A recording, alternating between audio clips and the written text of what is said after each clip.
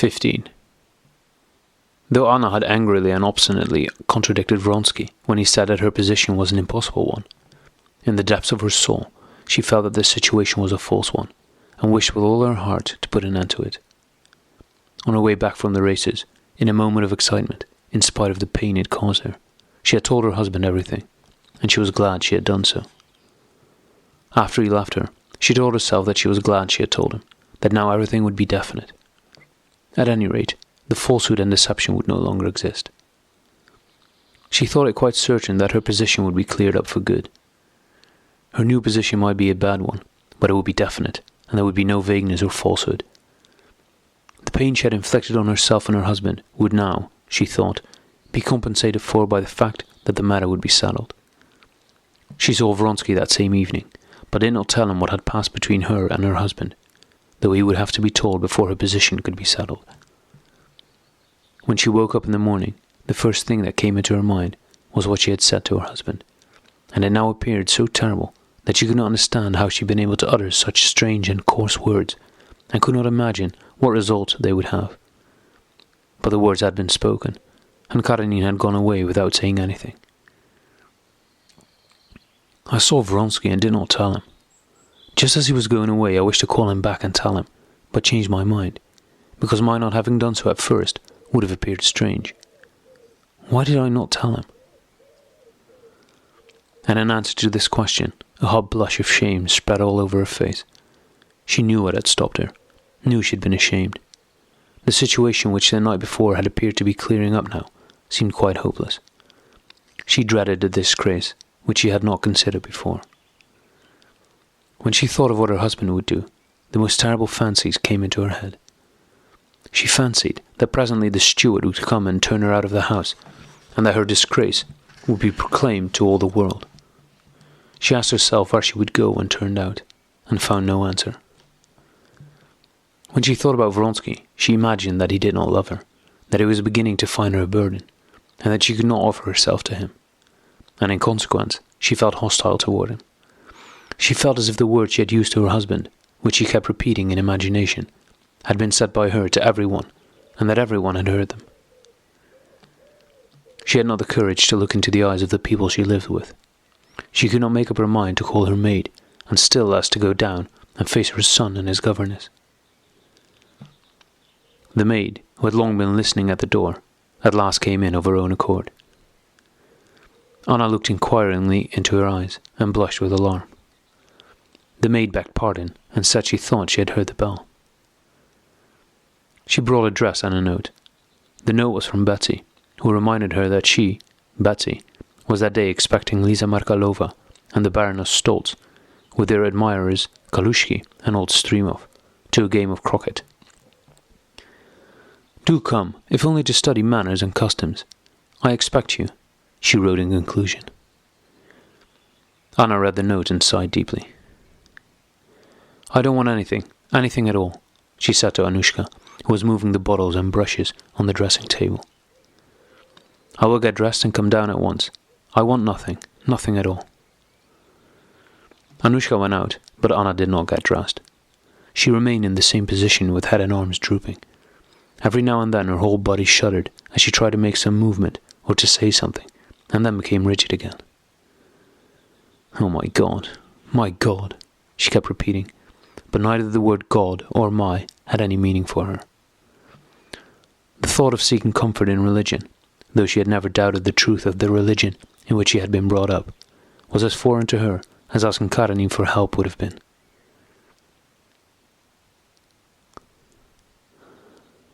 She knew that she could find no help in religion unless she was prepared to give up that which alone gave a meaning to her life. She was not only disturbed, but was beginning to be afraid of a new mental condition, such as she had never before experienced. She felt as if everything was being doubled in her soul, just as objects appear doubled to weary eyes. Sometimes she could not tell what she feared and what she desired, whether she feared and desired what had been, or what would be, and what it was she desired, she did not know. "Oh dear, what am I doing?" she said to herself suddenly, feeling pain in both sides of her head. When she came to her senses, she found that she was clutching her hair and pressing her temples with both hands. She jumped up and began pacing up and down the room. "Coffee is ready, and Mademoiselle and Sereja are awaiting," said Anushka, coming in again and finding Anna in the same position. "Sereja? What of Sereja?" Anna asked, reviving suddenly, as for the first time that morning she remembered the existence of her son. "It seems he's got into trouble," answered Anushka with a smile. "Into trouble? How?" "You had some peaches in the corner room. It seems he has eaten one of them on the quiet." The thought of her son at once took Anna out of the hopeless condition she had been in. She remembered that partly sincere but greatly exaggerated role of a mother living for her son, which she had assumed during the last 5 years, and felt with joy that in the position in which she found herself, she had still one stay, independent of her relations with her husband and Vronsky. That stay was her son. Whatever position she might accept, she could not give up her son. Let her husband disgrace her, let Vronsky grow cold toward her, and continue to live his own independent life. Again she thought of him with bitterness and reproach. She could not give up her son. She had an aim in life, and must act so as to ensure her position toward her son, while they had not yet taken him from her. She must take him away. That was the only thing to do at present. She must be calm and escape from this terrible situation. The thought of decided action concerned with her son, of going away somewhere with him, made her feel calmer. She dressed quickly, and with determined steps entered the drawing room, where Sereja and his governess were waiting breakfast for her as usual. Sereja, dressed all in white, was standing by a table under a looking-glass, and arranging some flowers he had brought, with bent head and back, showing that strained attention familiar to her, in which he resembled his father. His governess was looking exceptionally stern. Sereja exclaimed in a piercing voice, as he often did, "Ah, Mamma!" and stopped, hesitating whether to go and bid her good morning and leave the flowers, or to finish the crown he was making and take it to her. The governess began to give a long and detailed account of his misconduct, but Anna did not listen to her. She was wondering whether to take her also or not. "No, I won't," she decided. "I will go alone with my son." "Yes, that was very wrong," said Anna, and putting her hand on his shoulder, she looked at him not with a severe, but with a timid expression, which confused and gladdened the boy. She kissed him. "Leave him to me," she said to the astonished governess, and still holding his hand she sat down at the breakfast table. "Mamma, I," he said, trying to find out from her face what he was to expect for eating the peach. "Sereja," she said as soon as the governess had gone away, "it was wrong, but you won't do it again? You love me?" She felt the tears coming into her eyes. "As if I could help loving him," she said to herself, looking into his frightened and yet happy face. "And is it possible that he would take sides with his father to torment me?"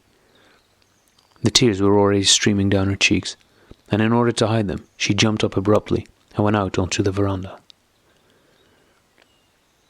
After the thunderstorms of the last few days, the weather had grown clear and cold. She shivered with cold, and with the terror that seized her with new power out in the open air. "Go to Mariette," she said to Sereja, who had come out after her, and she began pacing up and down the straw matting of the veranda. "Is it possible that he could not forgive me, or understand that it could not have been otherwise?" she asked herself. She stopped and looked at the crown of an aspen, trembling in the wind, with its clean-washed leaves glistening brilliantly in the cold sunshine. And she felt that he would not forgive, that everybody would now be as pitiless toward her as the sky and the trees, and again she felt that duality in her soul. No, I must not think," she said to herself. "I must get ready to go. Where? When? Whom shall I take with me? To Moscow? Yes, by the evening train with Anushka and Sereja, and with only the most necessary things. But first I must write to both of them." She quickly went to her sitting room and wrote to her husband. "After what has happened, I can no longer remain in your house. I am going away and taking my son. I do not know the law, and therefore I do not know to which of his parents his son must be left, but I am taking him because I cannot live without him.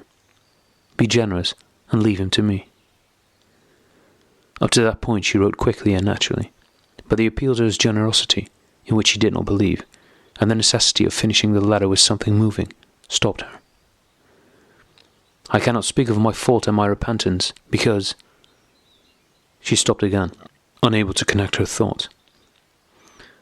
"No, I will say nothing," she thought, tore up the letter, rewrote it, omitting the reference to his generosity, and sealed it. The other letter she meant to write was to Vronsky. "I've informed my husband," she began, and was unable to write any more. It seemed so coarse and unwomanly. Besides, what can I write to him? She asked herself, and again she blushed with shame. She thought of his calmness, and a feeling of vexation with him made her tear the paper to pieces, with the one sentence written on it. "There's no need to write anything," she thought, closed her blotting book, went upstairs to tell the governess and the servant that she was going to Moscow that evening, and then began packing.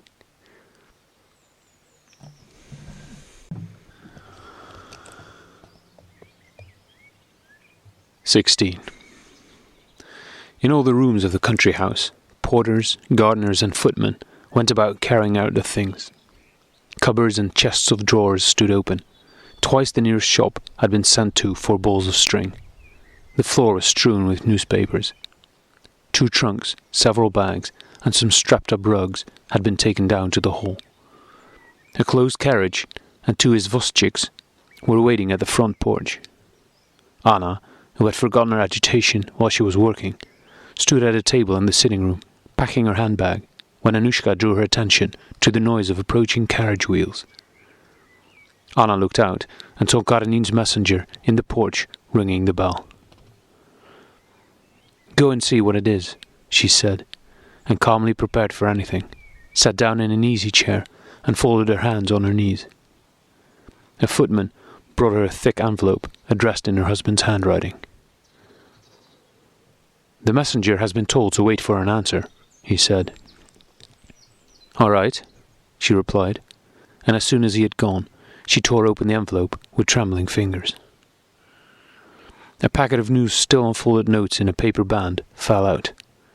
She unfolded the letter and read the end first. "All necessary preparations shall be made for your return. I beg you will note that I attach importance to this request of mine," she read. Having glanced through it, she went back and read it again from the beginning. When she had finished, she felt cold, and knew that a more dreadful misfortune had befallen her than she had ever expected. She had that morning repented of having told her husband, and wished it were possible to unsay her words. And here was a letter treating her words as unsaid, and giving her what she had desired. But now the letter appeared more terrible than anything she could have imagined. "He's in the right, he's in the right," she muttered.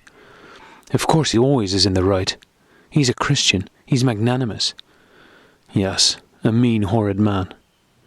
And no one but I understands or will understand it, and I cannot explain it. They say he is a religious, moral, honest, and wise man, but they do not see what I have seen. They do not know how for 8 years he's been smothering my life, smothering everything that was alive in me, that he never once thought I was a live woman in need of love. They do not know how at every step he hurt me and remained self-satisfied. Have I not tried with all my might to find a purpose in my life? Have I not tried to love him, tried to love my son when I could no longer love my husband? But the time came when I understood that I could no longer deceive myself, that I am alive and cannot be blamed because God made me so, that I want to love and to live. And now, if he killed me, if he had killed him, I would have borne anything, I would have forgiven anything. But no, he... How was it I did not guess what he would do? He will do what is consistent with his low nature. He will be in the right, but as for me, who am already disgraced, he will disgrace me more and more. You can yourself foresee what awaits you and your son. She repeated the words of the letter. There is a threat that he will take my son from me, and probably their stupid laws will permit it. But don't I know why he said it? He does not believe in my love for my son, or he despises it. He always did snigger at it. He despises that feeling of mine, but he knows that I will not give up my son, that I cannot give him up, that without my son I cannot live, even with the man I love. That if I forsook my son, I should act like a horrid, disreputable woman. He knows that, and knows that I have not the power to do it. Our life must go on as heretofore. She recalled another sentence of the letter. That life was painful before. Lately, it had been dreadful. What will it be now? And he knows it all. Knows that I cannot repent of breathing, of loving. Knows that nothing but lies and deception can come of this arrangement. But he wants to continue to torture me. I know him. I know that he swims and delights in falsehood as a fish does in water. But no, I will not give him that pleasure, come what will. I will break this web of lies in which he wishes to entangle me. Anything is better than lies and deception. But how? Oh God, was a woman ever as unhappy as I am? No, I shall break it off, she exclaimed, jumping up and forcing back her tears. And she went to the table to write him another note, though she knew in the depths of her soul that she would not have the strength to break anything off, nor to escape from her former position, however false and dishonest it might be. She sat down at her writing table, but instead of writing, she folded her arms on the table and put her head on them, and began to cry, sobbing with her whole bosom heaving, as a child cries. She wept because the hopes of clearing up and defining her position were destroyed forever. She knew beforehand that everything would remain as it was, and would be even far worse than before. She felt that, insignificant as it had appeared that morning, the position she held in society was dear to her, and that she would not have the strength to change it for the degraded position of a woman who had forsaken husband and child and formed a union with her lover. That, however much she tried, she could not become stronger than herself. She would never be able to feel the freedom of love, but would always be a guilty woman, continually threatened with exposure, deceiving her husband for the sake of a shameful union with a man who was a stranger and independent of her, and with whom she could not live a united life. She knew that it would be so, and yet it was so terrible that she could not even imagine how it would end, and she cried, without restraint, like a punished child. The approaching step of the footman recalled her to herself, and hiding her face from him, she pretended to be writing. "The messenger is asking for the answer," he said. "The answer? Yes, let him wait. I will ring," said Anna. What can I write? She thought. What can I decide alone? What do I know? What do I want? That I'm in love? And she felt again a schism in her soul, and again was frightened by the feeling. So she seized the first pretext for action that occurred to her, to divert her thoughts from herself. I must see Alexis, as she called Vronsky in her thoughts. He alone can tell me what to do. I shall go to Betsy's, and perhaps shall meet him there. Quite forgetting that the evening before, when she had told him she was not going to the Princess Tverskaya's, he had replied that in that case he would not go either. She wrote to her husband, "I have received your letter. A." Rang, and gave the note to the footman.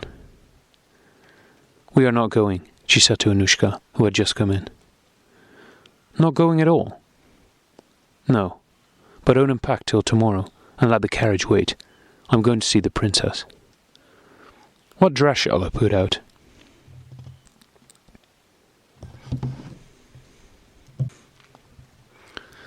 "17.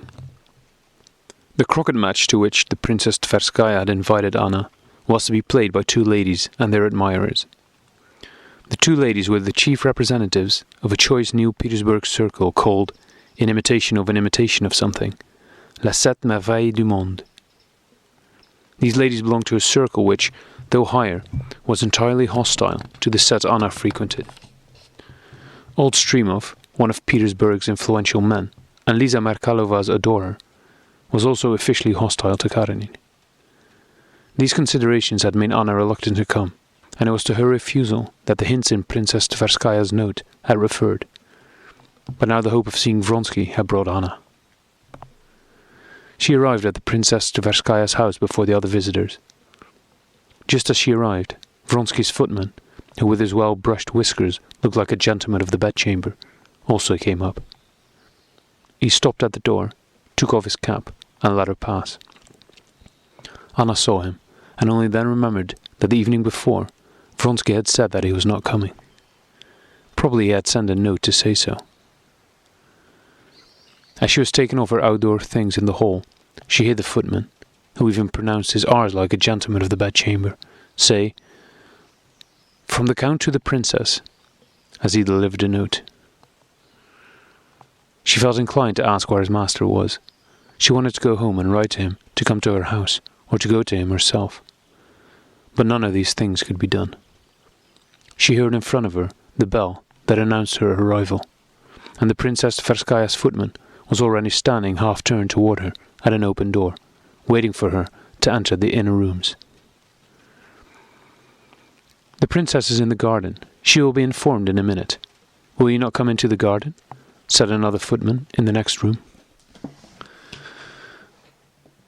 The feelings of irresolution and indefiniteness were just the same as at home, or even worse, because she could do nothing.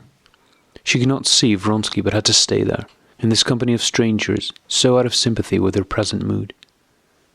But she wore a costume that she knew suited her. She was not alone but surrounded by a ceremonious setting of idleness, and she felt easier than at home. She had no need to think of what to do. Everything did itself. When she met Betsy coming toward her in a white costume that struck Anna by its elegance, Anna smiled at her as usual. The Princess Tverskaya came accompanied by Tushkevich and a young girl, a relation who, to the great delight of her provincial parents, was spending the summer with the Grand Princess. There must have been something unusual about Anna's look, for Betsy noticed it at once. "I slept badly," answered Anna, gazing at the footman, who she guessed was bringing Vronsky's note. "How glad I am that you've come," said Betsy. "I am tired, and I'm going to have a cup of tea before they arrive. Won't you and Masha go and look at the croquet lawn where the grass is cut?" she said to Tushkevich. "We can have a heart-to-heart talk over our tea. We'll have a cosy chat, won't we?" she added in English, pressing the hand with which Anna held her sunshade. "Yes, especially as I cannot stay long. I must go to the old Countess Vrede. I promised to, ages ago," said Anna, to whom falsehood, so alien to her by nature, had now become so simple and natural in society that it even gave her pleasure. Why she had said something she had not even thought of a moment before, she could not have explained. Her only reason for saying it was that since Vronsky was not coming, she must secure her freedom and try to see him in some other way. But why she had mentioned the old lady-in-waiting Vrede, to whom, among many other people, she owed a visit, she could not have explained. And yet, as it happened, she could have thought of nothing better had she tried to invent the most cunning means of seeing Vronsky. "No, I won't let you go on any account," said Betsy, fixing her eyes intently on Anna. "I should be really hurt if I were not so fond of you. It's just as if you thought my company might compromise you. Please bring us tea in the little drawing-room," she said to the footman, screwing up her eyes as she always did when speaking to a footman. She took the note from him and read it. "Alexis has failed us," she said in French. "He writes that he cannot come." She spoke in a natural and matter-of-fact tone, as if it never entered her head that Vronsky had any other interest for Anna than as a croquet player. Anna was aware that Betsy knew everything, but when she heard her talk about Vronsky, she always felt a momentary conviction that Betsy knew nothing about it. "Ah," said Anna, in an indifferent tone, as if she cared very little about it, and went on with a smile. "How could your company compromise anyone?" This play of words, this concealment of a secret, had a great charm for Anna, as it has for all women. It was not the necessity for secrecy, not its purpose, but the process itself that was fascinating. "I cannot be more Catholic than the Pope," she said. "Streamov and Lisa Markalova are the cream of society.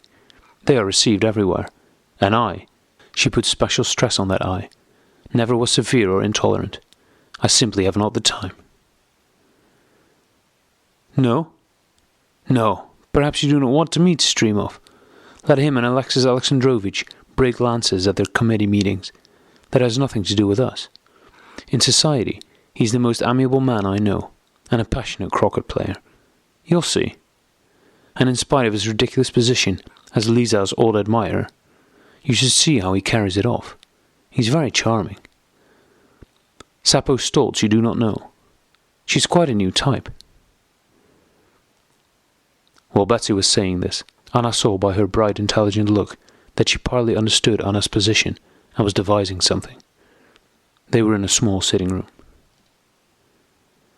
"But I must write to Alexis." And Betty sat down at his table, wrote a few words, and put the paper in an envelope. "I am writing to ask him to come to dinner. I've one lady too many. See if I've made it pressing enough. Excuse me, I must leave you for a minute. Please close the envelope and send it," she said from the doorway. "I have some orders to give."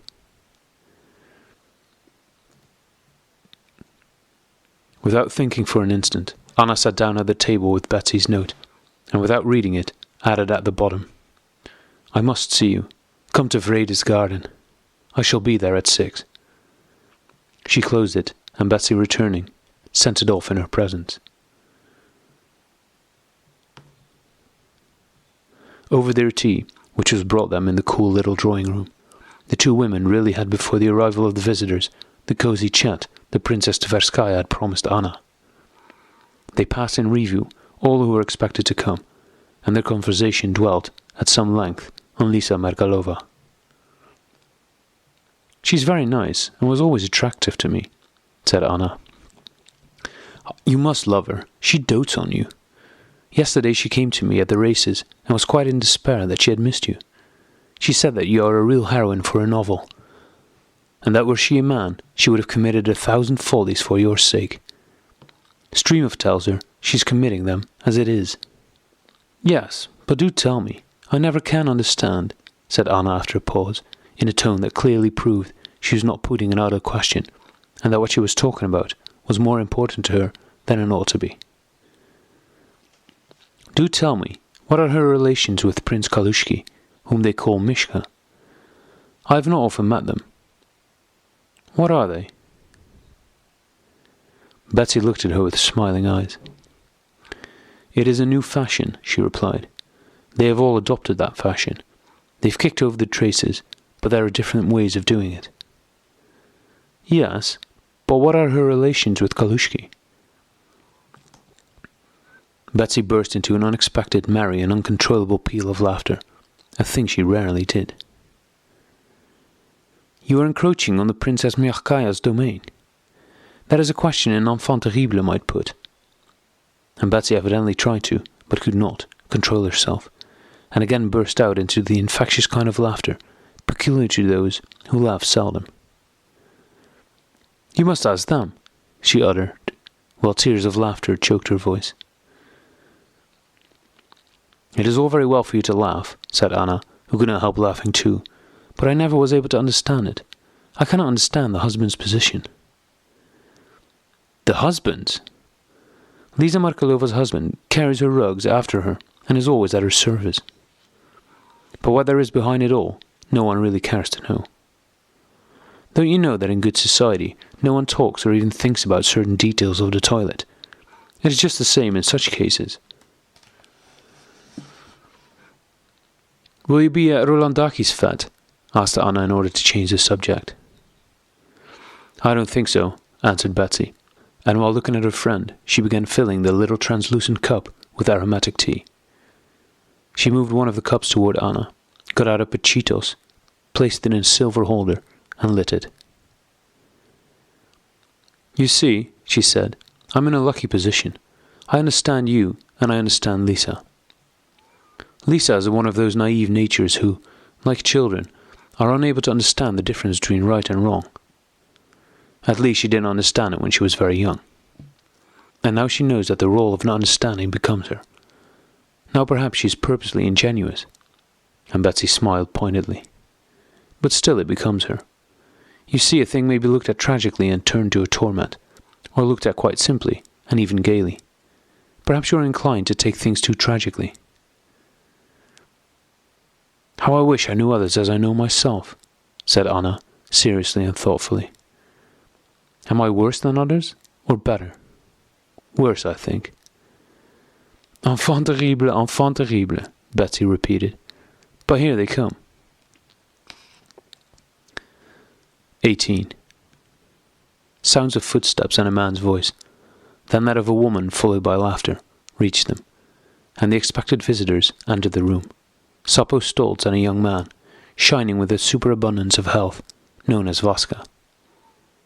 It was evident that he flourished on underdone beef, truffles, and burgundy.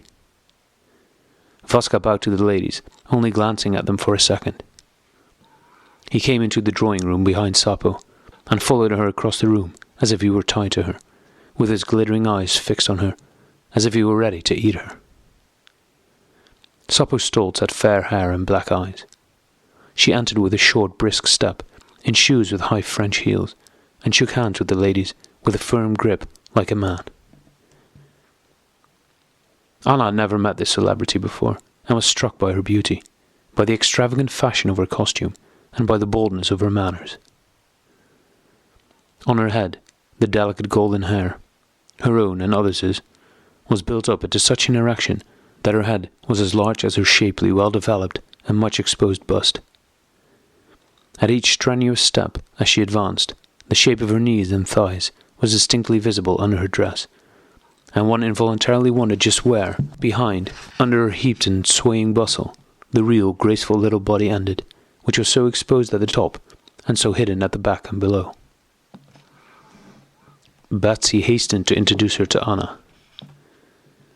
Just fancy, we nearly ran over 2 soldiers, she began at once, winking and smiling, as she threw back her train which she had jerked too much to one side.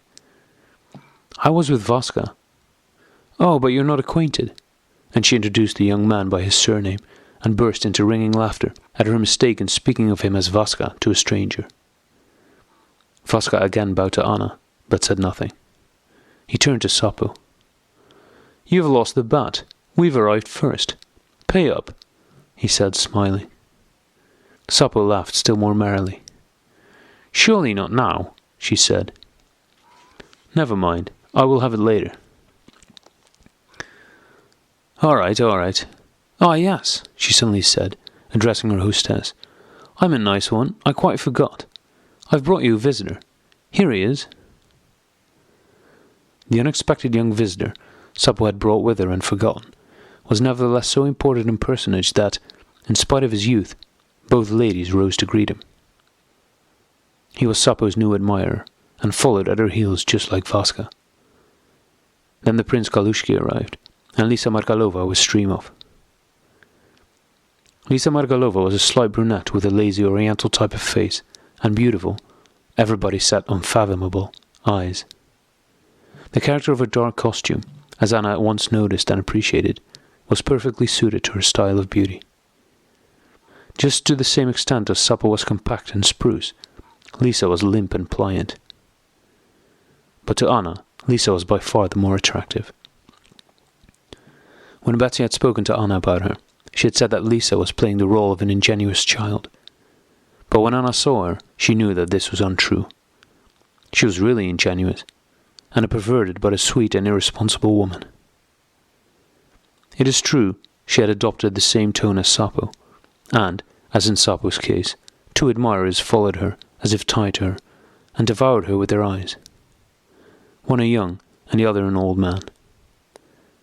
But in her there was something superior to her surroundings. She had the radiance of a real diamond among false stones. This radiance shone out of her beautiful and really unfathomable eyes. The weary yet passionate look of those eyes, with the dark circles beneath them, was striking in its perfect sincerity. Looking into those eyes, everyone felt as if they knew her perfectly, and knowing her, could not help loving her. At the sight of Anna, her whole face lit up with a joyful smile. "Oh, I am pleased to see you," she said, walking up to Anna. "Yesterday at the races, I was just trying to get near you when you went away. I was so anxious to see you, yesterday especially. Was it not dreadful?" And she gave Anna a look that seemed to reveal her whole soul. "Yes, I never thought it would be so exciting," replied Anna, blushing. The company rose to go into the garden. "I won't go," said Lisa, smiling and sitting down beside Anna. "You won't either? Who wants to play croquet?" "I like it," said Anna. "Tell me, how do you manage not to feel bored? It cheers me to look at you. You're full of life, but I am bored." "You bored? Why, yours is the gayest set in Petersburg," said Anna. "It may be that those who are not in our set are still more bored, but I at any rate, do not feel merry, but terribly, terribly bored." Sapo lit a cigarette and went out into the garden with the two young men. Betsy and Streamov stayed at the tea table. "Bored?" said Betsy. "Sapo said that they had a very jolly time at your house yesterday." "Ah, dear, it was so dull," said Lisa Markalova. "We went back to my place after the races. Always the same people, the very same. Always the same goings-on, the very same. We spent the whole evening lolling about on sofas. What was there jolly about it? Do tell me how you managed not to get bored," said she again to Anna. "One has only to look at you to see that you are a woman who may be happy or unhappy, but who is not dull. Teach me how you do it." "I do not do anything," said Anna, blushing at these insistent questions. "That is the best way," Streamov joined in. Streamov was a man of about 50, getting grey, but still fresh-looking, with a very plain though intelligent face, full of character. Lisa Markalova was his wife's niece, and he spent all his spare time with her. On meeting Anna Karenina, he, like a clever man of the world, being Karenin's enemy in the service, tried to be specially amiable to her, the wife of his foe. "Don't do anything," he repeated with a smile. "That is the best way. I've always told you," he went on, turning to Lisa Markalova, "that if one wishes not to be bored, one must not expect to be bored, just as one must not be afraid of not falling asleep if one wishes to avoid sleeplessness. That is what Anna Arkadyevna says." "I should have been pleased to have said it, for it is not only wise, but true," said Anna, smiling. "No, but tell me why one cannot fall asleep and cannot help being bored." "To fall asleep, one must have worked, and also to amuse oneself, one must have worked." "Why should I work when no one wants my work? And I can't and won't do it just for pretense." "You're incorrigible," said Streamov without looking at her, and again turned to Anna. As he rarely met Anna, he could not say anything to her except trivialities. But he said these trivialities about her return from the country to Petersburg, and of how fond the Countess Lydia Ivanovna was of her, in a way that expressed his wholehearted desire to be agreeable to her, and to show her his respect, and even more. Tushkevich came in to say that everybody was waiting for the croquet players.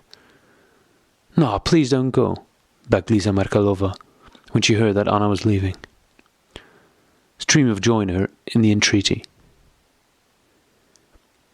"The contrast will be too great," he remarked, "if you go to see the old Countess Vreed after leaving this company here. Besides, your visit will give her an opportunity to backbite, while here, on the contrary, you arouse the best feelings, quite opposed to backbiting." Anna hesitated for a moment. The flattering words of this clever man, the naive, childish sympathy which Lisa Markalova expressed to her, all these familiar society surroundings made her feel so tranquil, while what was laying in wait for her was so hard, that for a moment she doubted whether to remain and put off the dread moment of explanation. But recalling what awaited her when alone at home if she took no decision, and remembering her action, the recollection of which was terrible, when she took hold of her hair with both hands, she took her leave and went away.